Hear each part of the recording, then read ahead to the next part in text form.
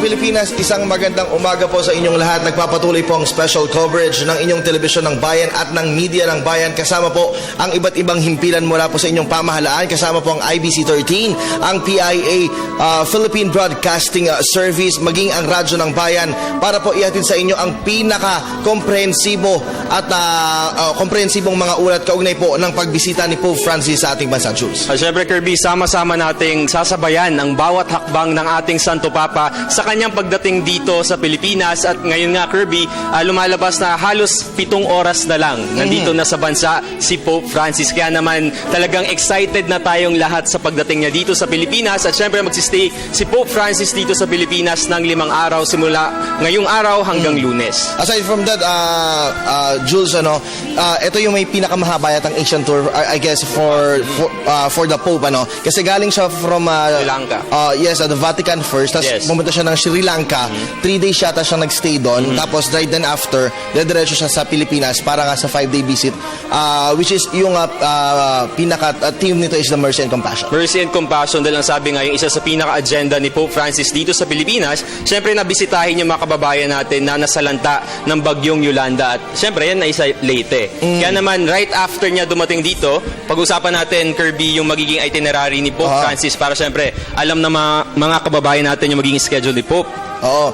Mag-uumpisa po yan ngayong araw nga po ng Webes, maya-maya po mga alas 5:45 ng hapon ay darating po ang eroplano ng Mahal na Santo Papa dito po sa Villamor Air Base. Dyan po yan sa may bahagi ng Pasay. At syempre, for tomorrow, January 16, welcome ceremony naman yan sa Palasyo sa Malacanang para sa courtesy visit kay Pangulong Aquino. Sunod naman ito ang meeting with the authorities in the Diplomatic Corps. Gaganapin pa rin yan sa Rizal Ceremonial Hall at dyan sa may Palasyo. Sunod naman ay Holy Mass with the bishops, priests, women, and men, religious men. Nagaganapin naman yan sa Cathedral, sa Manila Cathedral, dyan sa may Intramuros. At susundan ng meeting with the families nagaganapin sa Mall of Asia Arena. Madagdag ko lang din, magkakaroon din ng motorcade from the Apostolic Nunciature, si Pope Francis going to Malacanang. Kaya yung mga empleyado ng palasyo ay masasaksihan din yung pagdating doon ng Mahal na Santo Papa. Next naman, Saturday, January 17, 2015, 8:15 in the morning, ang departure po ng Santo Papa from Manila to Tacloban. At 9:30 in the morning ay yun na nga po yung arrival. At 10 in the morning ay magkakaroon po ng Holy Mass dyan mismo sa Tacloban International Airport.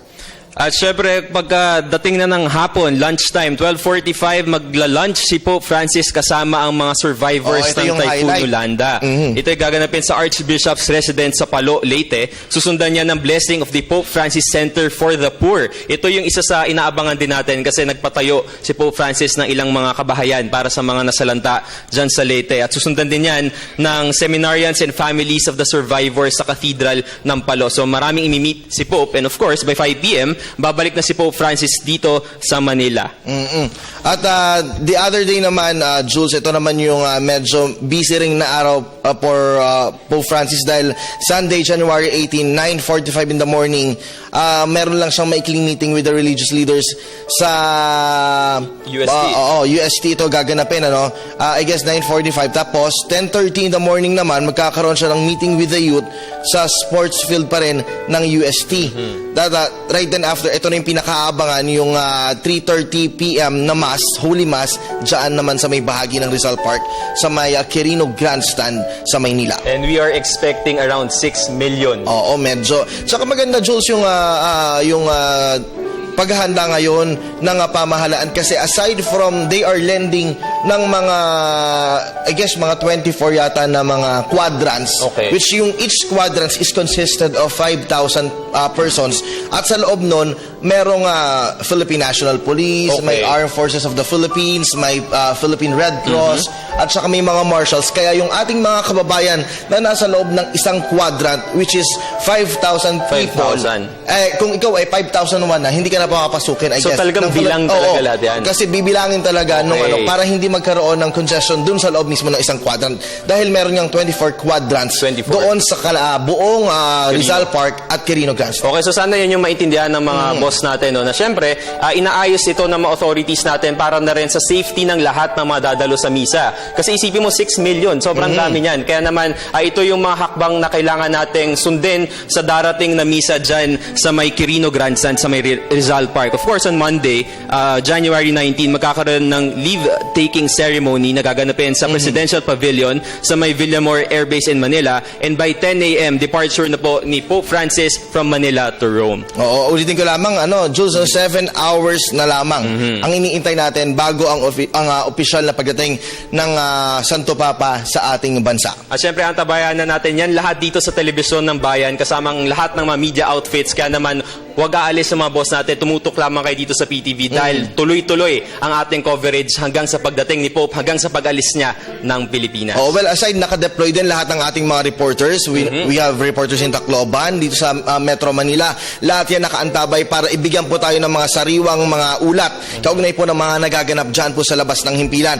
Ibibigay po namin sa inyo ang mga right at tama pong mga impormasyon para po maintindihan nyo po kung ano yung inyong mga dapat gawin kapag kayo po ay magtutungo sa mga lugar na daraanan po ng motorcade ni Pope Francis. Siyempre, marami tayong mga travel advisories. Makikita natin to sa www.gov.ph. Siyempre, sa lahat ng mga biyahero natin na may mapupuntahan, alam naman natin na may ibang mga schedule, Kirby, no, na canceled in the meantime habang parating si Pope Francis. So, for all the schedules ng mga travel advisories na yan, tumutok lamang kayo sa www.gov.ph. Oo, itong mga travel advisories ito, kasama na yata dito, Jules, yung mga road closures. Well, yes. Tapos kung ano yung mga babawalan mo ng mga flight, mga canceled flight. Kasi nga, hindi pwedeng sumabay everybody doon sa pagdating ng eroplano ng Mahal na Santo Papa. Okay. On our screens ngayon, Kirby, no, nakikita natin ngayon yung maging road closures for today only. Okay? So yan, nakikita natin yung yung map ng Manila, kung ano-ano yung mga roads na i-close, and yan din yung ruta na dadaanan ni Pope Francis later on. So syempre, ang sinasabi nga, Kirby, no, there's a possibility na yung traffic sa Manila medyo magiging stagnant siya. Kasi hindi talaga gagalaw. So alamin na natin yung mga motorista para hindi rin kayo maiipit sa trapiko mamaya. Oo, tsaka Jules, ito kailangan ng ating mga kababayan. Siyempre doon sa mga magtutungo para sumaksi doon sa motorcade ng Santo Papa, kailangan nilang malaman kung saan ba silang lugar daraan dahil may mga sarado ng mga kalsada, saan sila magpa-park, yes. 'di ba? Siyempre iniiwasan na rin po nung ating pamahalaan yung pagdadala din ng mga bata, Jules, dahil napakahirap po na maipit yung ating mga kababayan na maipit dyan sa mangyayaring motorcade na yan. And of course, siguro para malaman na din natin yung mga basic na do's and don'ts siguro, no? Para lang malaman natin yung iba't ibang mga kailangan natin alamin. Unang-una, sinasabi, Kirby, na syempre, kapag may mga malaking gathering na, siguro this goes for all the crowds in Leyte, in Manila, na unang-una, bawal magdala kayo ng pagkain. This is for the do's, no? Magdala ng pagkain na yung hindi mabilis mapanis. Kasi, syempre, may ipit na kayo dun sa crowd, especially dun sa quadrant. So, mahirap na umalis pa. Sunod naman dyan, yung komportabling mga kasuotan, syempre, dapat yung masuot ninyo. Kung may makaramdaman, siguraduhin na may kasama kayo at may dala kayong mga gamot, alamin din agad ang mga stations na nandoon sa area, especially mga medical stations, yung mga first aid stations, magdala ng ID. Kahit sa piece ng paper, yung mga information, basic information sa inyo. At syempre, wag din magkalat. Ito yung pinakamahalaga, Kirby. 6 million na tao sa Sunday dito sa Manila. And in-expect natin na pwedeng may kalat yan. Kaya naman sa lahat ng mga boss natin, please, wag po tayong magkalat sa may Quirino Grandstand and everywhere kung saan darating si Pope. Oo. Jules, isa rin sa pinaka-importante, syempre, yung saan nga ba ipinanganak itong si Pope Francis, tsaka yung paglaki niya. I guess, baka meron kang mga ideas, na may share sa ating mga kababayan. Oo. Meron tayong video yata na inihanda kaugnay nung birth and adulthood ni Pope Francis. So, narito, panoorin natin. Pope Francis was born on December 17, 1936 in Buenos Aires, Argentina, the eldest among the 5 children of Mario Bergoglio and Regina Maria Siveri. When he was a teenager, one of his lungs was removed as a precautionary move following an infection. Known for his simple lifestyle, Pope Francis has proven to be just like one of the ordinary men.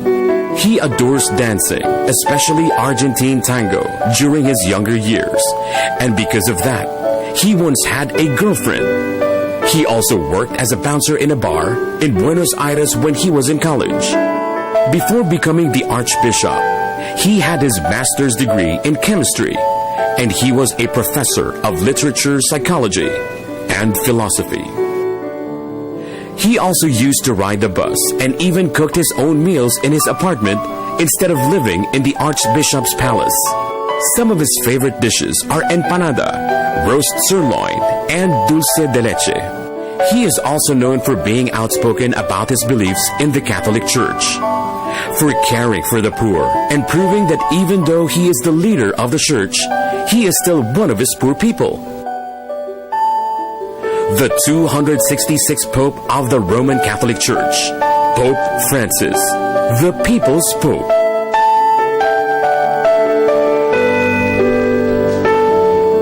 Alright, the People's Pope, Kirby. So, nakita mo naman, pinakita natin kung saan nagsimula itong si Pope Francis. Malaki rin yung naging tulong niya, Jules, dito sa Buenos Aires, sa Argentina, kung saan siya nagsimula bilang pare, dahil malaki yung naging epekto ng kanyang mga kababayan sa kanyang pangsariling kapakanan. Kasi 'di ba yung pinakakilala ngayon si Pope Francis na yung simplicity niya, yung humility niya. And nakikita natin na sobrang genuine pala nito dahil ever since nung nagsisimula pa lang siya, even before becoming a priest, sobrang simple niya na. Kanina nabanggit na tulad natin, 'di ba? Before siguro bago siya pumasok sa simbahan, nagkaroon siya ng girlfriend before going to priesthood. Tapos for a time naging bouncer siya sa isang club, tapos nag-work din siya bilang chemical technician. So yan, at least nakikita natin yung mga basics ng kaalaman natin kay Pope Francis.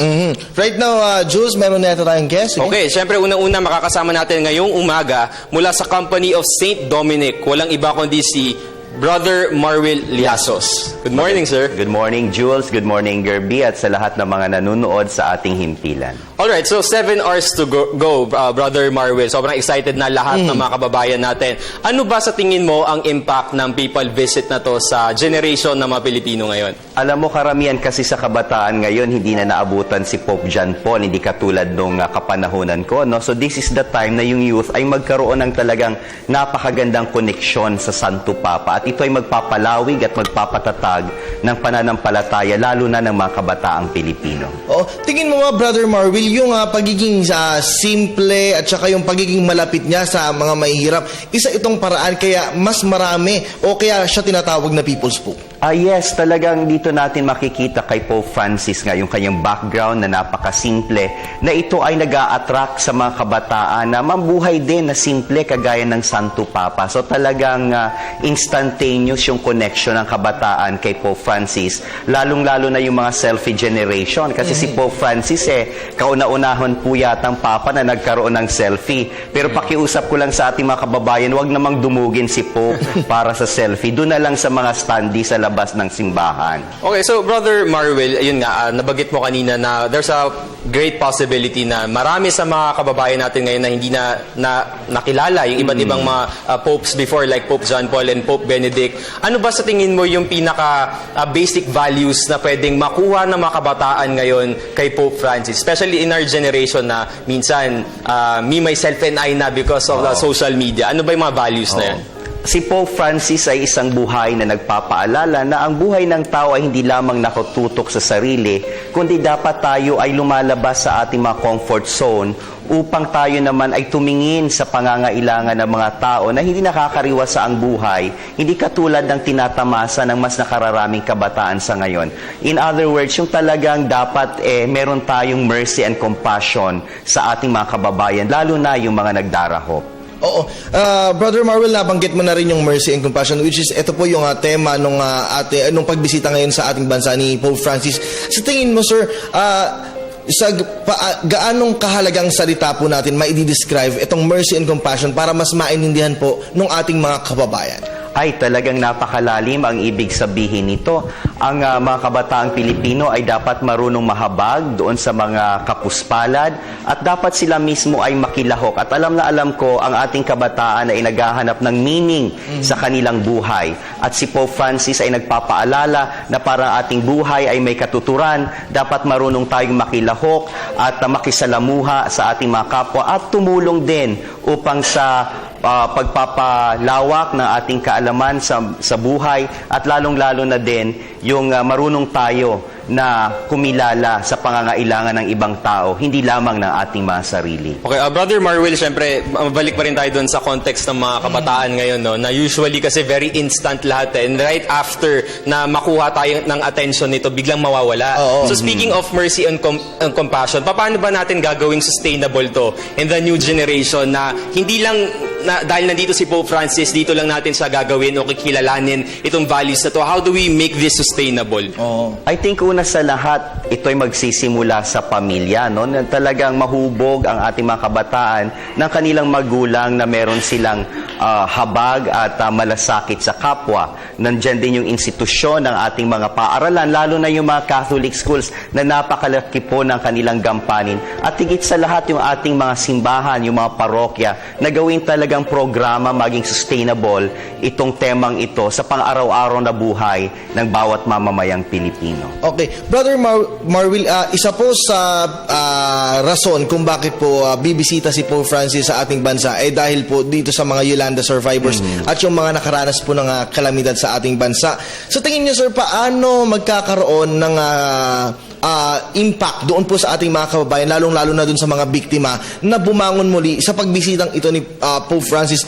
Do you think mas credible at I mean masasabi ba natin na isa itong napakahalagang pagkakataon para po maranasan at magkaroon ng tsansa para makabangon po silang muli?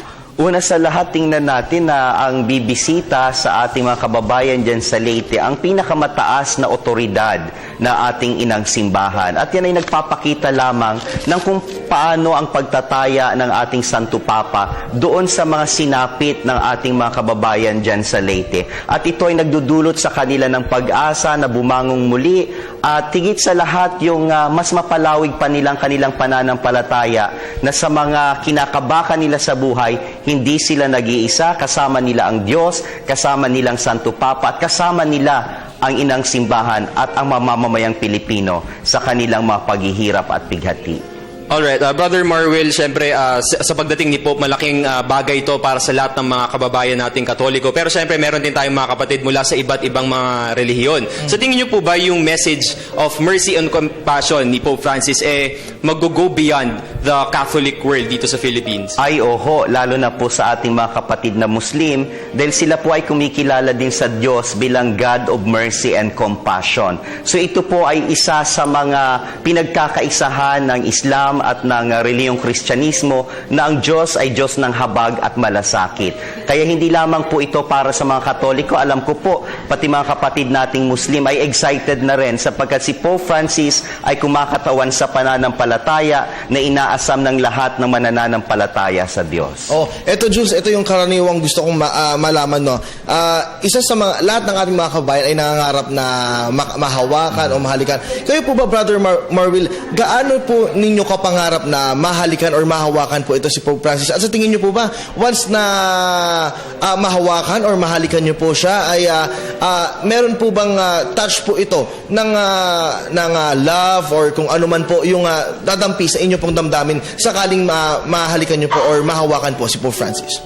Iyan ay isang napakalaking biyaya dahil hindi naman lahat ng tao ay nabibigyan ng pagkakataon. Para sa akin, yung mahawakan ng Santo Papa ay nagpapatunay lamang na ang ating relihiyon ay totoo. Ito ay flesh and blood religion sapagkat ang ating Santo Papa ang kumakatawan sa Katolisismo in His very person. So talagang yan ay napakalaking oportunidad na dadaling ko habang buhay at kung magkataon man itong pangalawang pagkakataon na makadaupang palad ko ang isang Santo Papa. Okay, Brother Marwil, siguro balikan po natin itong impact ni Pope Francis sa lahat ng mga mamamayan. Especially, of course, sa lahat ng mga authorities. Kasi siya, leader siya ng more than 1 billion Catholics sa buong mundo. At gaano po ba sa tingin nyo yung magiging effect ng mga aral ni Pope Francis, lalong-lalo na sa mga authorities, sa mga leaders dito sa Pilipinas, from the church, from the government, etc.?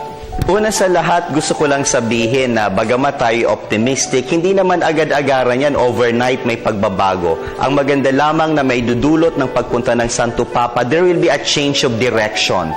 Kung paano dadalhin ng simbahan ang kanyang pastoral thrust, batay nga sa vision ni Pope Francis. So magkakaroon ng makabagong pananaw o pagtugon ng simbahan sa mga makabagong suliranin ng ating bayan. Isa pang katanungan po, sir. Sa tingin niyo po ba, yung ating pong mga kababayan na nag-aabang at syempre sabik nang makita, Jules, yung itong si Pope Francis, sa tingin niyo po ba, malaki po yung chance na, sabi po kasi ng ating mga kababayan sa mga reports at sa mga balita pong lumalabas, kapag makita lamang nila or dumaan lamang sa harapan nila yung Pope Mobile, iba na po yung pakiramdam ng na maranasan po ng ating mga kababayan. Sa tingin niyo po ba, ano po yung pinakamahalagang epekto nito? Especially po doon sa mga matatanda na alam naman po natin talagang mahal na mahal ang Santo Papa. Ay, oho, sapagkat alam naman po natin na ang Santo Papa ay bikaryo ni Kristo. He is the vicar of Christ. Hindi naman po natin nakikita ang Diyos. So this is the next best thing, no? Na kumbaga na ating maranasan. At yun nga, yung presensya pa lamang, yung masilayan siya, ay isang pagpapaalaala na tayo ay may Diyos at naririto ang kanyang kinatawan at tayo ay dapat na tumatalima, no, sa aral ng ating Panginoon na itinuturo niya sa pamamagitan ng Santo Papa. So talagang ito ay malinaw na pagpapalawig, pagpapalakas ng pananampalataya. Ito ay isang karanasan. It is an encounter with the Vicar of Christ on earth. Alright, maraming salamat po sa inyong panahon, Brother Marwil Llasos, at syempre sama-sama tayong mag-aantabay sa kanyang pagdating kay Pope Francis mamayang hapon. Maraming salamat po muli sa inyo mula sa Archdiocese of Manila, Company of St. Dominic. Kasama natin ngayon live sa studio si Brother Marwil Llasos. With that, dyan lamang po kayo dahil marami pa kaming ihatid ng mga balita at saka impormasyon kaugnay nga po ng pagbisita ni Pope Francis. Antabayanan niyo po ang lahat ng yan dito po sa inyong media ng bayan.